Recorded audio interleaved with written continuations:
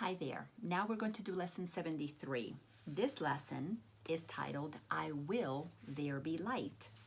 So we're beginning to use our will to will with the truth, with God's truth. Paragraph 1. Today we are considering the will you share with God. This is not the same as the ego's idle wishes, out of which darkness and nothingness arise.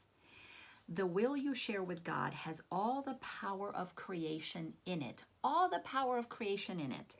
The ego's idle wishes are unshared and therefore have no power at all. You know, the ego cannot really get all of us to agree. It can't, because since it believes that we're separate bodies and have separate things, and we're taught separate information depending on our separate cultures, our separate religions, our separate ethnic backgrounds.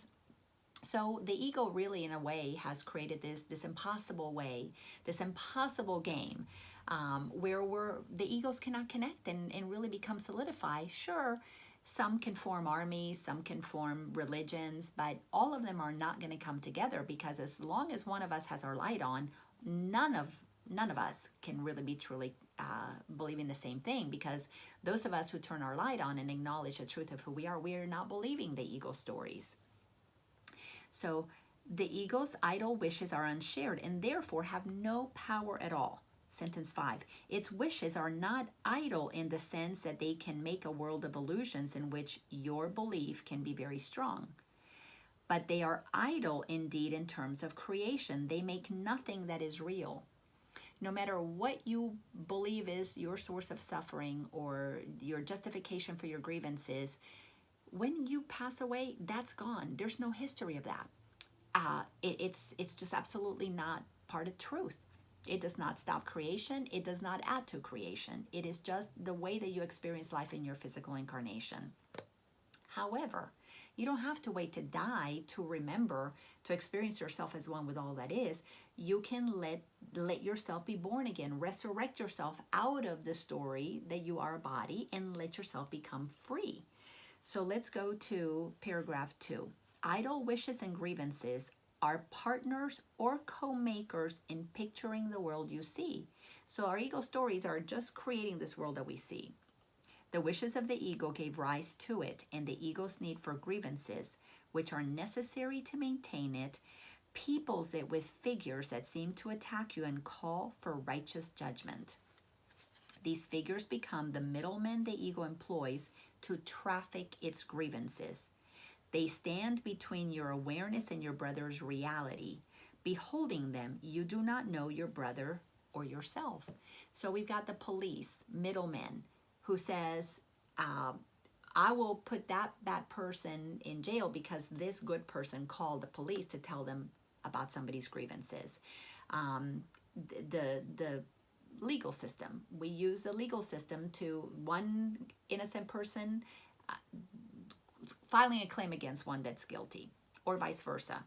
We have doctors who are taking care of our bodies because we can't take care of them ourselves. We got teachers who are teaching us because we think education comes to us from the outside. We got preachers who are teaching us about God because we don't remember God is inside of us. We think there's a separate God out there somewhere.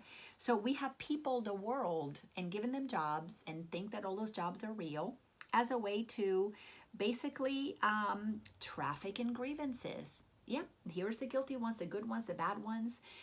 And it's an insane game. This is why it takes so long to break out of that, because we really believe that this world that we have, the politicians and all this, that, and the other, is really real. But it's made up. It's our imagination. If we stopped agreeing that we needed that, it would not exist, because God did not create it. Paragraph 3. Your will is lost to you in this strange bartering, in which guilt is traded back and forth and grievances increase with each exchange. You make me mad, I have a grievance, then I'm going to tell the police about you, they're going to put you in jail, now you have a grievance against me. And we continue playing this game over and over and over again until, well, someday we wake up out of this nightmare. Sentence number 2, paragraph 3. Can such a world have been created by the will by the will the Son of God shares with his Father? A Father made of love that created us as itself by love. Could we really create things where we hate each other, where we blame each other, where we hurt each other? Did God create disaster for his son? The loving God create that for a loving son? Creation is the will of both together. Would God create a world that kills himself? Creation is the will of both together. We need to have the Father and the Son, because where two or more gather, there is love. There is a giver. We have to have something to give to, because that's how we receive love. And when we each are giving and receiving, we create this unbroken infinity circle. We give and receive, we give and receive. But we put so many people in charge of our miseries, in charge of our suffering, that we have lost touch with this truth. So let's go to paragraph 4. Today we will try once more to reach the world that is in accord with your will. The light is in it because it does not oppose the will of God. The light is in it. Where? In the world that is in accordance with our will, God's will. It is not heaven, but the light of heaven shines on it. Darkness has vanished. The ego's idle wishes have been withdrawn, yet the light that shines upon this world reflects your will. And so it must be in you that we will look for it. See, our mind makes a decision. When our mind makes a decision to go from willing with the ego to willing with God, then we begin the path of returning to the light that is true, that is already inside of us. We don't have to make up this light. We don't have to create it. We don't have to say, hey, God, go ahead and make up a little light for me today. We just need to accept that the light has been created and it's inside of us, where it's always been forevermore. Since the beginning that had no beginning, and will be there till the end that has no ending. Because in eternalness, there is no such thing as starting and ending. It wouldn't be eternal, right? So let's look at sentence number 6 again in paragraph 4. Yet the light that shines upon this world reflects your will, and so it must be in you that we will look for it. Paragraph 5. Your picture of the world can only mirror what is within. This is why everything is a projection. Like a movie projector shows on the screen out there what is in the projector inside. So our mind, our programming, our conditioning, our beliefs, our ideas, all of those things create the filters that we project out onto the screen. So we see those filters. We see all of the judgments, and that they did this to me, and this one has power, this one doesn't, this one's good, this one's bad. All of that, we see it outside. We determine the good government, the bad government, the good football team, the bad football team, the corrupt politician, the good politician. It's all coming from inside of us, because we are the ones who are creating it within. The source of neither light nor darkness can be found without. Out there is nothing. It's all happening here. This is how powerful we are. How important to God's plan are we? Because we're the ones who need to bring this to the world by cleaning up our filters, by removing what does not belong and letting our light shine like a beacon in the night. Bright and shiny and firm, standing firm. So let's go to sentence number 3, paragraph 5. Grievances darken your mind, and you look out on a darkened world. I make a judgment on you, and then I say you are a bad person.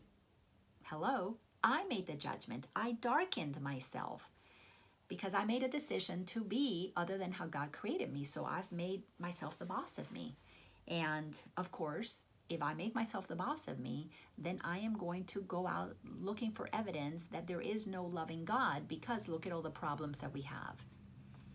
Sentence number 4, forgiveness lifts the darkness, reasserts your will, and lets you look upon a world of light. Forgiveness is key. We have repeatedly emphasized that the barrier of grievances is easily passed and cannot stand between you and your salvation. You gotta believe that this is easy to do. It will, let me just say, it is simple.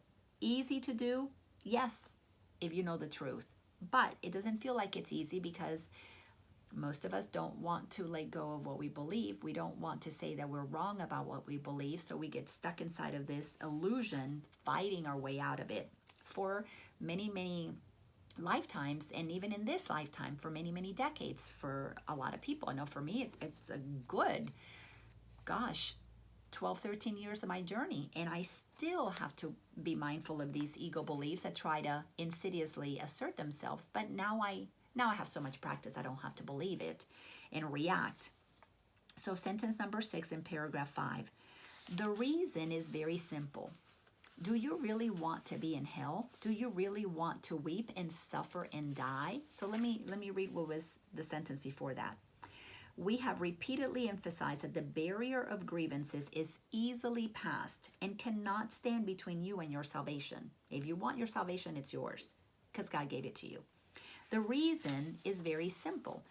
Do you really want to be in hell? Do you really want to weep and suffer and die? Paragraph 6. Forget the ego's arguments which seek to prove all this is really heaven. You know it is not so. You cannot want this for yourself. There is a point beyond which illusions cannot go. Suffering is not happiness, and it is happiness you really want. Pretty clear. Such is your will in truth, and so salvation is your will as well. You want to succeed in what we are trying to do today. We undertake it with your blessing and your glad accord. We were created to be happy. That's our function.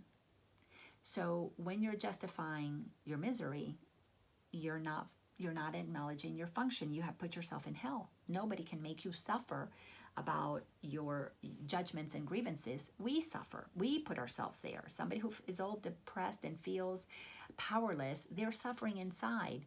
Not because somebody is doing that to them, but because they're unwilling to see that there is another way. They're unwilling to ask God, what is the truth here?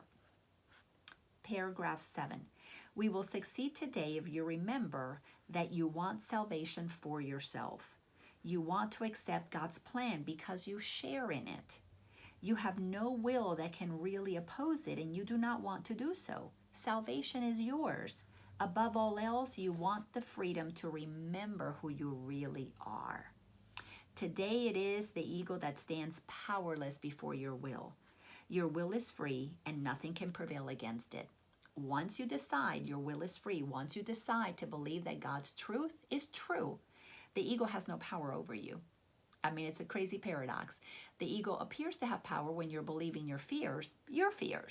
But the ego has no power when you stop believing the fears and you believe the truth of who you are as God created you. When you begin to shift, loving all that is, there's nothing to fear. Ego disappears in the presence of love. Just as darkness goes away when you turn on the light. There is no source of darkness that comes into the room. There is an absence of light. Turn the light on, there's no darkness. So fear is the absence of love. Turn the love on, there is no fear. Let's go to paragraph 8.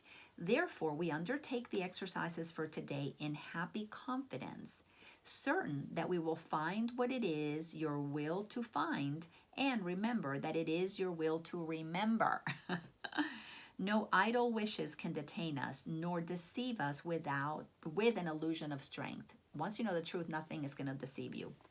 No amount of fears that my ego try to get me to activate on what if your son dies? What will people think? What kind of a mother are you?